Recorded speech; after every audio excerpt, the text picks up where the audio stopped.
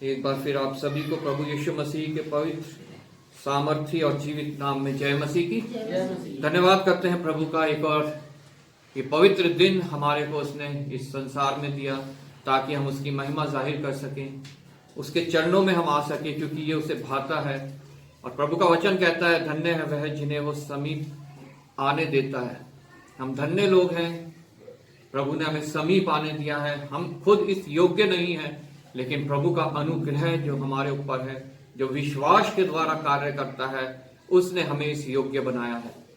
प्रभु का वचन हमने पढ़ा, लेवी व्यवस्था उसका 11 अध्याय 29 से 47 तक।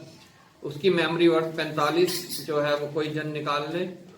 और नए नियम से जो हमने पहला पत्रस की पत्री पढ़ी 1 से 25 तक, उसकी मेमोरी वर्ड्स 15 भी कोई निकाल ले, और दोनों मेमोरी वर्ड्स जोर से पढ़ी जाएं।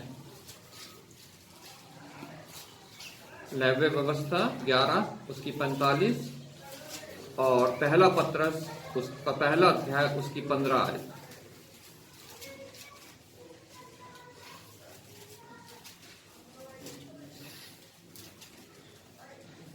क्योंकि मैं वह यहोवा हूँ जो तुम्हें मिस्र देश से इसलिए निकाल ले आया हूँ कि तुम्हारा परमेश्वर ठहरूं, इसलिए तुम पवित्र बनो, क्योंकि मैं पवित्र हूँ।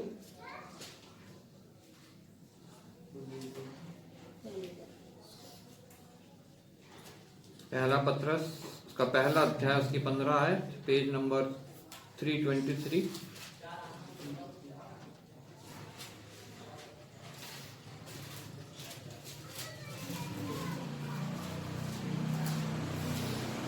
पर जैसा तुम्हारा बोलने वाला पवित्र है, वैसे ही तुम भी अपने सारे चाल चलन में पवित्र बनो, क्योंकि लिखा है, पवित्र बनो क्योंकि मैं पवित्र हूँ।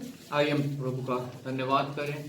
हालेलुया। धन्यवाद पिता परमेश्वर, धन्यवाद करते हैं पिता परमेश्वर तेरे वचन के पढ़े और सुने जाने के लिए, जो पवित्र है, सामर्थ्य है, जीवित है, जो हमसे बातचीत करते हैं, हमें कन्विक्ट करते हैं, कायल करते हैं। और पिता परमेश्वर हमें और तेरे नजदीक लेके आते हैं, ताकि हम पिता उस मुकाम तक पहुंचने पाए जो तूने हमारे लिए बनाया है, ठहराया है। प्रभु आज का ये वचन पिता परमेश्वर हमारे जीवनों में कार्य करे प्रभु, और हमारे जीवनों से पिता परमेश्वर ये दूसरों के जीवनों तक भी जाके पिता परमेश्वर उनके जीवनों में भी कार्य करने पाए। प्रभु पिता परमेश्वर इन वचनों से जो कुछ बात तू हमसे करना चाहता है वो हम पे पिता परमेश्वर जाहिर कर, हम तेरी वाणी को सुनने पाए प्रभु।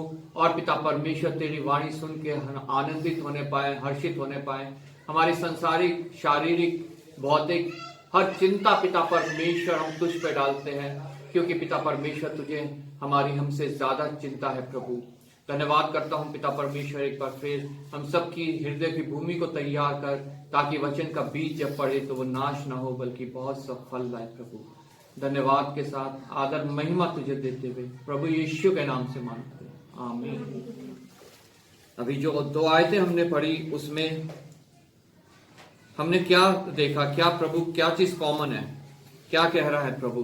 पवित्र हूँ मैं, कि मैं पवित्र हूं, तुम भी पवित्र बनो, क्योंकि प्रभु को कोई भी अपवित्र वस्तु ग्रहण नहीं है।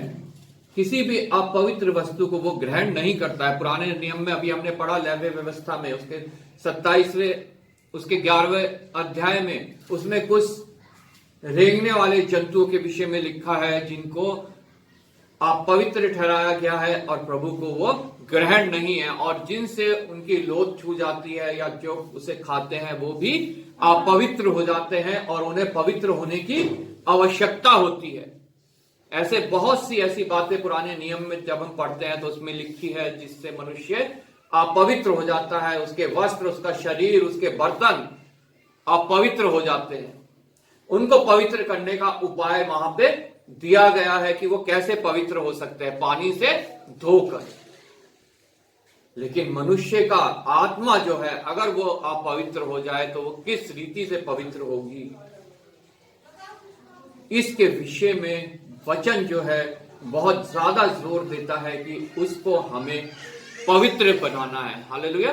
क्योंकि अगर वो आत्मा अपवित्र है, शरीर धो के पवित्र हो जाता है, वस्त्र धो के पवित्र हो जाते हैं, बर्तन धो के पवित्र हो जाते हैं, भोजन अपवित्र हो जाए तो उसे फेंक दो, कोई टेंशन की, कोई चिंता की बात नहीं है। लेकिन अगर आत्मा अपवित्र हो गई तो बहुत ज्यादा हमें चिंता की आवश्यकता है, क्योंकि अपना वो भाग हम खो देते हैं जो प्रभु ने हमारे लिए अपनी कुर्बानी के द्वारा ठहराया है।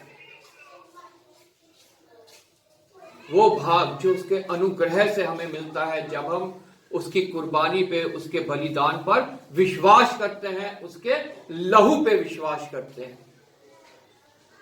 उसे प्राप्त करना हमारे को बहुत आवश्यक है, क्योंकि मनुष्य क्या है, यहां पे हमने पहला पत्रस की 24 आयत से लिखा है, क्योंकि हर एक प्राणी घास के समान है, चाहे वो मैं हूं, चाहे आप लोग हैं, या जितने प्राणी, मनुष्य भी और प्राणी भी जिनमें जीवन है, जो इस पृथ्वी पे घूम रहे हैं, वो सब घास के समान है।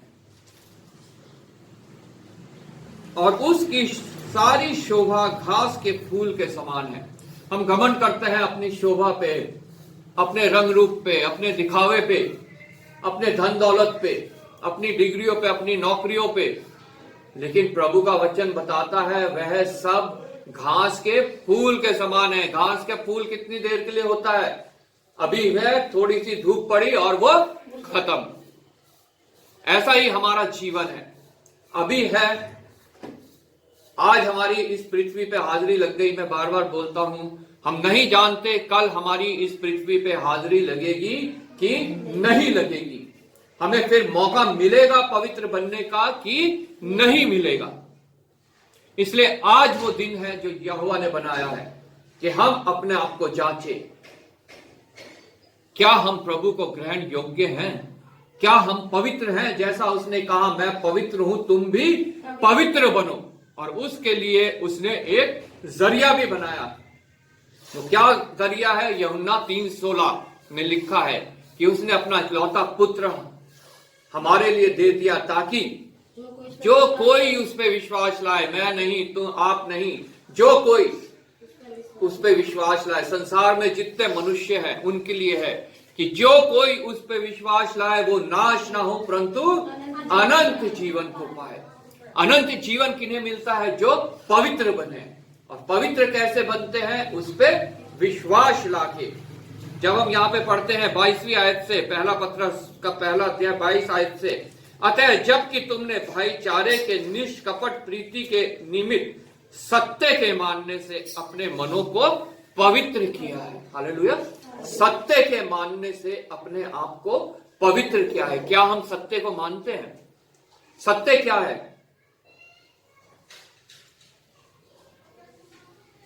प्रभु का वचन सत्य है। क्या हम इस वचन को मानते हैं? और वचन क्या है? वचन देहधारी होकर हमारे बीच में आया और हमारे बीच में उसने मनुष्य के रूप में डेरा किया, मतलब प्रभु यीशु मसीह, जैसा यूहन्ना के पहले अध्याय में लिखा हुआ है, प्रभु यीशु मसीह। तो सत्य क्या है? सत्य है प्रभु यीशु मसीह। और प्रभु का वचन कहता है सत्य के मानने से हम पवित्र किए गए हैं। सत्य के मानने से अपने मनों को पवित्र किया है। क्या हम उस सत्य को मानते हैं? क्या हम उस पर विश्वास करते हैं?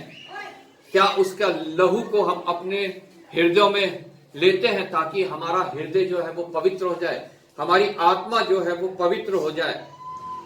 तो तन मन लगाकर एक दूसरे से अधिक प्रेम करो, क्योंकि तुमने नाशवान नहीं पर अविनाशी बीज से परमेश्वर के जीवते और सदा ठहरने वाले वचन के द्वारा नया जन्म पाया है। आज मुझे जांचने की जरूरत है, आपको जांचने की जरूरत है, क्या हमने इस नए जन्म को पाया है जिसके विषय में लिखा है परमेश्वर के जीवते और सदा ठहरने वाले वचन के द्वारा। जन्म हमें माता के गर्भ से मिलता है, लेकिन नया जन्म हमें जो है वो सत्य को मानने से मिलता है, जो सदा जीवित है, जो सदा ठहरने वाला है। हमें प्रभु के वचन के द्वारा जो है, प्रभु यीशु मसीह के द्वारा जो है वो नया जीवन मिलता है। दूसरा कुरिन्थियों उसके 5 अध्याय में लिखा है कि पुरानी बातें बीत गई, अब सब कुछ नया है। क्या हम अरे जीवन की वो पुरानी बातें बीती हैं कि अभी नहीं बीती? क्या हम उस सत्य के मानने से, उस वचन को मानने से हम नया जन्म हमने पाया है कि नहीं पाया है? हमें ये जांचने की आवश्यकता है। प्रभु कहता है अगर तुमने उद्धार पाना है, निकोदेमुस से कहा, तो तुम्हें नया जन्म पाना बहुत आवश्यक है। तुम सब कुछ मानते हो, तुम चर्च आते हो, आराधना स्तुति करते हो, गीत गाते हो, हालेलुया प्रेज द लॉर्ड बोलते हो, 10वां अंश देते हो, चर्च के पास्टर हो, क्वायर में हो, संडे स्कूल टीचर हो, यूथ सेक्रेटरी हो, महिला समाज के सेक्रेटरी हो, चाहे कोई भी हो, प्रभु का वचन कहता है क्या अभी भी तुम में एक कमी है? ये सब तो तुम करते हो, लेकिन अभी भी तुम में एक कमी है। तुम्हें उद्धार को पाने के लिए, अनंत जीवन को पाने के लिए सत्य को मानना बहुत आवश्यक है। हालेलुया। तुम्हें वचन को मानना, वचन को अपने जीवन में ग्रहण करना बहुत आवश्यक है। और अगर तुमने ऐसा नहीं किया है तो बाकी सब चीजें तुम्हारे लिए व्यर्थ है। अगर तुमने नया जीवन नहीं पाया है, तुम्हें नया जीवन पाना जो है वो बहुत आवश्यक है, जो वचन के द्वारा है, जो प्रभु यीशु मसीह के द्वारा है। और अगर तुमने ये कार्य नहीं किया है तो तुम्हारे जीवन में बाकी सब बातें जो तुम कर रहे हो मेरे लिए, वो सब व्यर्थ है। इसलिए प्रभु का वचन कहता है उस नए जन्म को पाना हमारे लिए बहुत आवश्यक है। और 25वीं आयत में लिखा है परंतु प्रभु का वचन युगान युग स्थिर रहता है। ये वो वचन है जो पृथ्वी की उत्पत्ति से पहले था और पृथ्वी के नाश होने के बाद भी रहेगा। हालेलुया। ये अविनाशी है, ये कभी नाश होने वाला वचन नहीं है जो हमारे हाथों में है, जो प्रभु ने अपना वचन प्रकाशित किया है, ये कभी नाश होने वाला नहीं है और हमेशा जो है ये स्थिर रहेगा। इसकी एक भी बिंदु टलने वाला नहीं है। ये हमें ये सत्य वचन, ये जीवित वचन बताता है। और वैसे ये यूं भी कहता है अगर इसमें कोई कुछ बढ़ाए या कोई कुछ घटाए तो वो दंड का योग्य है। हालेलुया। इसलिए इस वचन को हमें बहुत आदर देना है, बहुत इज्जत देनी है, इसे अपने जीवन में हमें ग्रहण करना है और इसके द्वारा जो है हमें उस नए जीवन को पाके अपना जीवन वो प्रभु को सौंप देना है, जो प्रभु चाहता है कि हम उसको सौंपे, क्योंकि हम सब यहां मुसाफिर हैं। यहां पे लिखा है 17वीं आयत से, और जब कि तुम हे पिता कहकर उसे प्रार्थना करते हो जो बिना पक्षपात हर एक के काम के अनुसार न्याय करता है, तो अपने परदेसी होने का समय भय से बिताओ। हालेलुया। ऐसा क्यों लिखा अपना परदेसी होने का? हम तो अपने देश हिंदुस्तान में ही हैं, हम कौन से परदेसी हैं? लेकिन नहीं, हमारा जो निज स्थान है वो प्रभु ने जो तैयार किया है वो है।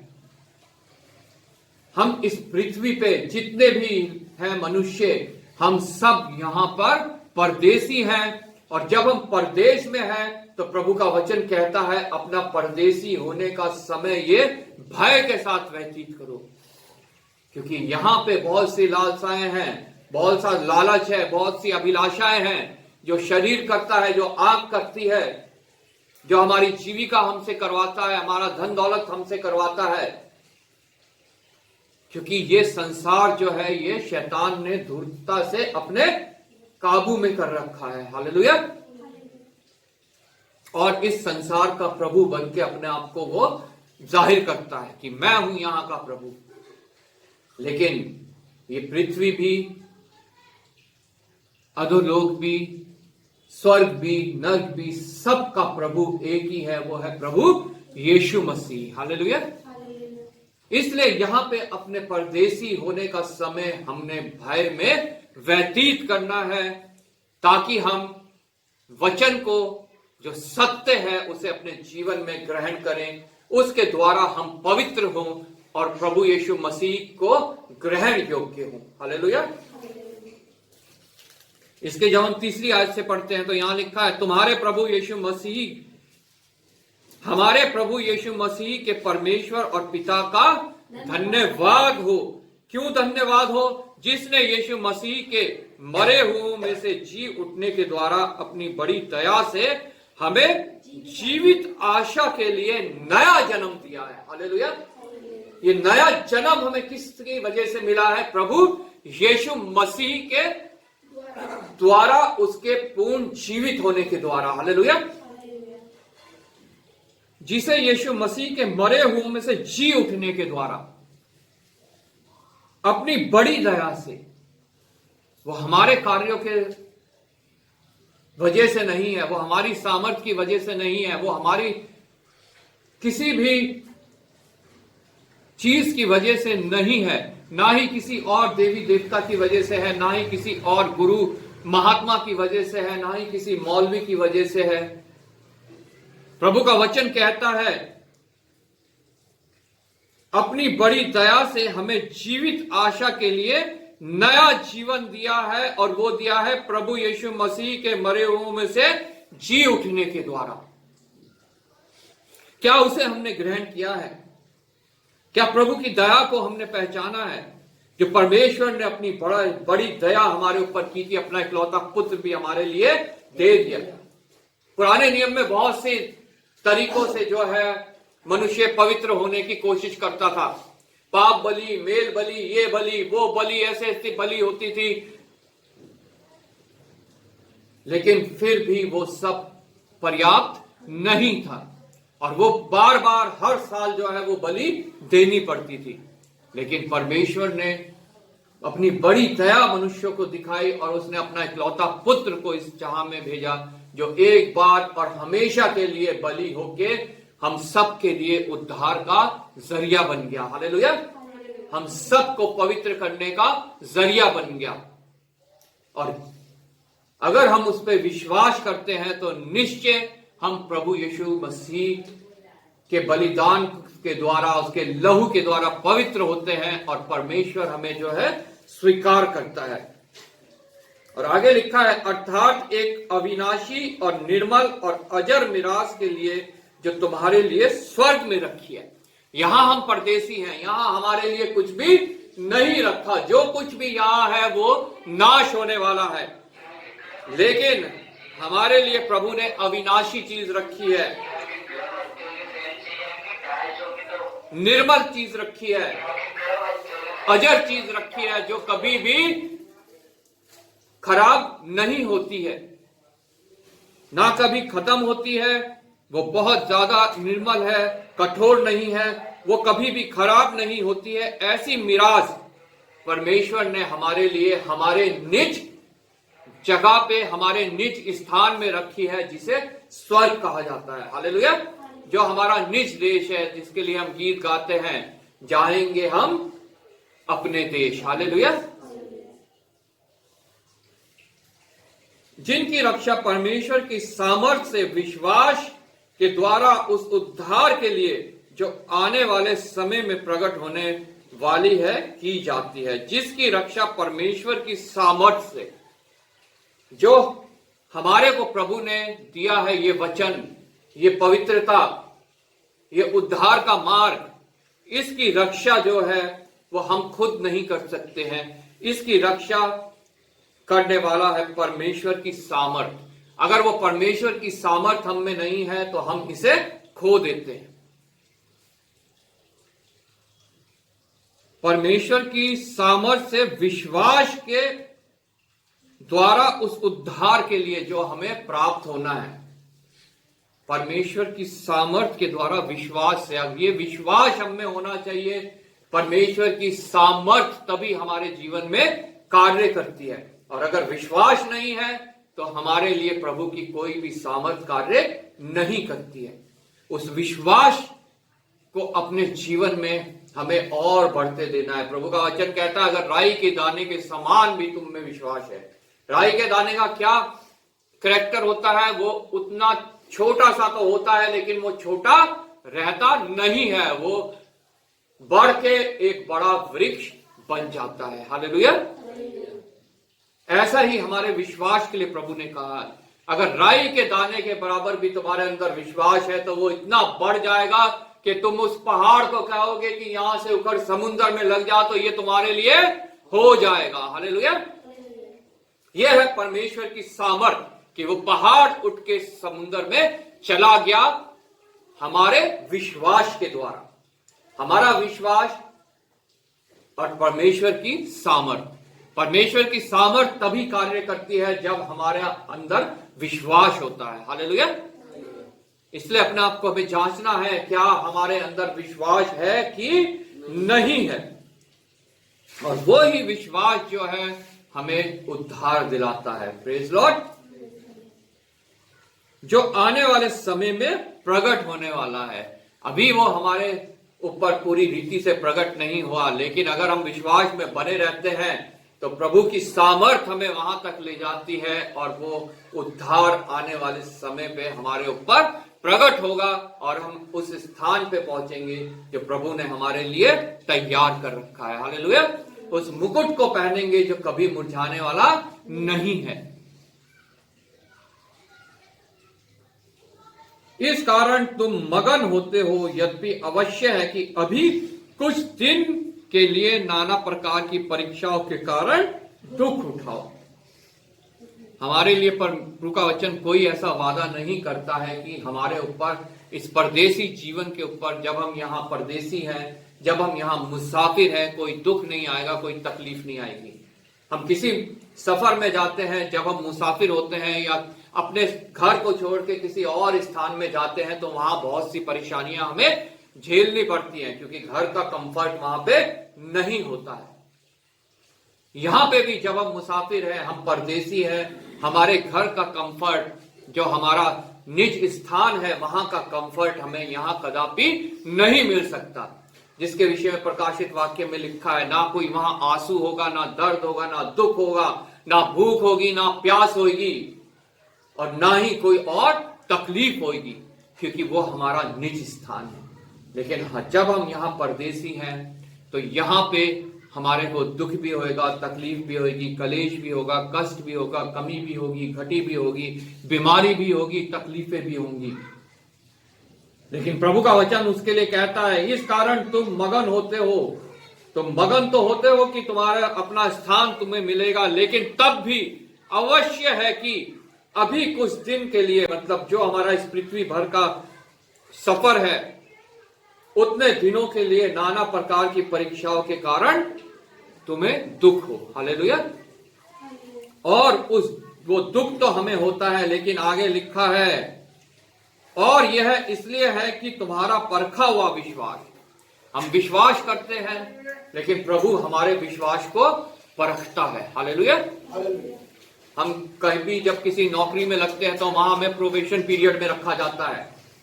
वो होती है हमारे को परखा जाना। हमें वहां परखा जाता है कि हम किस लेवल पे हैं, हम कैसा कार्य करते हैं, हम कितने ईमानदार हैं, हमसे वो कार्य होगा कि नहीं हो पाएगा। ऐसे परमेश्वर हमारे विश्वास को भी परखता है। क्या हम इन दुख तकलीफ में, घटी में, कमी में, बीमारी में, कलेशों में, इस नाना प्रकार की परीक्षाओं में हम प्रभु के विश्वास से पीछे तो नहीं हट जाएंगे। हम और भेड़ चाल की ओर तो नहीं दौड़ने पड़ेंगे, जो संसार उपाय करता है उसकी ओर तो नहीं दौड़ने पड़ेंगे। इसलिए प्रभु का वचन कहता है, और यह इसलिए है कि तुम्हारा परखा हुआ विश्वास, जो आग के ताए हुए नाशवान सोने से भी कहीं अधिक बहुमूल्य है। जब सोने को शुद्ध किया जाता है तो उसे आग की भट्टी में डाला जाता है, जहां पे जो है वो पिघलता है और उसमें से सारी अशुद्धता जो है वो दूर हो जाती है, और जो निकल के आता है वो होता है शुद्ध सोना, 24 कैरेट का शुद्ध सोना, जिसका मूल्य बहुत अधिक होता है। लेकिन प्रभु का वचन कहता है, उसी तुम्हारे जो ये परीक्षा है ये उसी के समान है। जो दुख है, तकलीफ है, बीमारी है, कमी है, घटी है, ये तुम्हारी उसी भट्टी के समान है जिसमें सोना ताया जाता है। लेकिन जब उससे वो बाहर निकल के आता है तो उसकी कीमत कितनी बढ़ जाती है। हालेलुया। अशुद्ध सोने की कीमत नहीं होती, कीमत होती है शुद्ध सोने की। और प्रभु का वचन कहता है हम उससे भी कई मूल्यवान है। अगर हम उस आग की भट्टी से निकलकर हम शुद्ध होकर जब निकल आते हैं, हालेलुया। हमारे लिए ये परीक्षाएं जो है हमारे को परमेश्वर जांचने के लिए जो है हमारे ऊपर भेजता है, ताकि हम जो है जब इनमें से निकल के बाहर आए तो एकदम शुद्ध सोने की तरह हो। हालेलुया। जिसको सब कोई पाना चाहता है, बहुत सी कीमत दे, बहुत ज्यादा कीमत दे के उसे प्राप्त करता है। हमें कीमत देने की जरूरत नहीं है, लेकिन क्योंकि प्रभु यीशु मसीह हमारी कीमत पहले ही चुका चुका है। हालेलुया। इसलिए हमें सिर्फ जो है इन परीक्षाओं में भी स्थिर रहना है। हमारा विश्वास डगमगाना नहीं चाहिए, हमें दो चित्ते नहीं होना है। हमें संसार की बातों में और परमेश्वर की बातों दोनों में नहीं चलना है। हालेलुया। और यह इसलिए है कि तुम्हारा परखा हुआ विश्वास जो आग से ताए हुए नाशवास सोने से भी कई अधिक बहुमूल्य है, यीशु मसीह के प्रकट होने पर प्रशंसा और महिमा और आदर का कारण ठहरे हो। क्या है? हमारा आग से ताया हुआ विश्वास। हालेलुया। जब प्रभु यीशु मसीह का आगमन होगा दोबारा, तो हमें क्या वो पाएगा हमारे विश्वास को प्रशंसा और महिमा और आदर के योग्य? क्या ये कारण होगा परमेश्वर की प्रशंसा का, उसकी महिमा का और उसके आदर का? अगर परमेश्वर की प्रशंसा, महिमा और आदर हम चाहते हैं तो हमें अपने विश्वास को बढ़ते रहना देना चाहिए। वो बढ़ता जाता है, बढ़ता जाता है, बढ़ता जाता है। परीक्षाओं में भी जो हमें स्थिर रहना है और उस विश्वास में हमें जो है प्रभु के स्थिर रहना है, ताकि उसके द्वारा जब प्रभु आए तो प्रशंसा हो, महिमा हो और आदर का कारण वो बनने पाए। उससे तुम बिन देखे प्रेम रखते हो और अब तो उस पर बिन देखे विश्वास भी करते हो। प्रभु यीशु मसीह के पुनरुत्थान के बाद जब चेला इकट्ठा थे, प्रभु यीशु मसीह उनके बीच में आया। वहां पे एक चेला नहीं था, थोमा, जो हमारे देश में भी आया बाद में। जब चेलों ने उसको बताया कि प्रभु हमारे बीच में आया था, उसने विश्वास नहीं किया कि जब तक मैं देख नहीं लेता, उसके हाथों में छेदों में उंगली डाल के, उसके पसली में हाथ डाल के, जब तक मैं देख नहीं लेता तब तक विश्वास नहीं करूंगा। और जब प्रभु यीशु मसीह थोमा के सामने आए तो प्रभु यीशु मसीह ने कहा कि तुमने तो मुझ पे देख के विश्वास किया, धन्य है वह जो बिन देखे मुझ पे विश्वास करते हैं। मतलब आप लोग और मैं और जितने उस पे विश्वास करते हैं, क्योंकि हमने किसी ने भी उसको नहीं देखा है, लेकिन हम उस पर विश्वास करते हैं। वायु चलती है, हम नहीं देखते हैं, लेकिन उसका एहसास हमें होता है। ठंड का एहसास हमें होता है, गर्मी का एहसास हमें होता है, हम उसे देख नहीं सकते हैं। ऐसे ही प्रभु का एहसास हमें होता है हमारे जीवन में, उसके कार्यों का एहसास हमें होता है हमारे जीवन में, लेकिन हम उसे देख नहीं सकते हैं, लेकिन हम उस पर विश्वास करते हैं। इसलिए प्रभु का वचन कहता है धन्य है वह जो बिन देखे उस पर विश्वास करते हैं। और यहां पे पतरस कहता है और अब तो उस पर बिन देखे भी विश्वास करके ऐसे आनंदित और मगन होते हो कि वर्णन से बाहर और महिमा से भरा हुआ है। हालेलुया। जितने उस पर विश्वास करते हैं बिन देखे, वो उसमें आनंदित और मगन होते हैं जो महिमा से भरा हुआ है। हालेलुया। और अपने विश्वास का प्रतिफल अर्थात आत्माओं का उद्धार प्राप्त करते हैं। हमें इस जीवन में सिर्फ एक लक्ष्य रखना है कि हम अपने आत्मा का उद्धार प्राप्त कर पाए। हालेलुया। नहीं तो हमारा ये जीवन, ये सफर, ये मुसाफिर, हम जो है यहाँ पे सफर जो कर रहे हैं, जो हमारा ये परदेश में जीवन है, ये जीवन जो है ये यहाँ नाश हो जाएगा और हमारी आत्माएं जो है वो शैतान ले जाएगा। हालेलुया। उस स्थान पे जो उसके और उसकी सेना के लिए बनाई गई है। इसलिए हमारे जीवन का सिर्फ एक उद्देश्य होना चाहिए जो इस पृथ्वी पे रहते हुए है, कि हम और अपने विश्वास का प्रतिफल, जो हमारे विश्वास का प्रतिफल है, हमें इस विश्वास का प्रतिफल मिलने वाला है जो है हमारी आत्माओं का उद्धार। हालेलुया।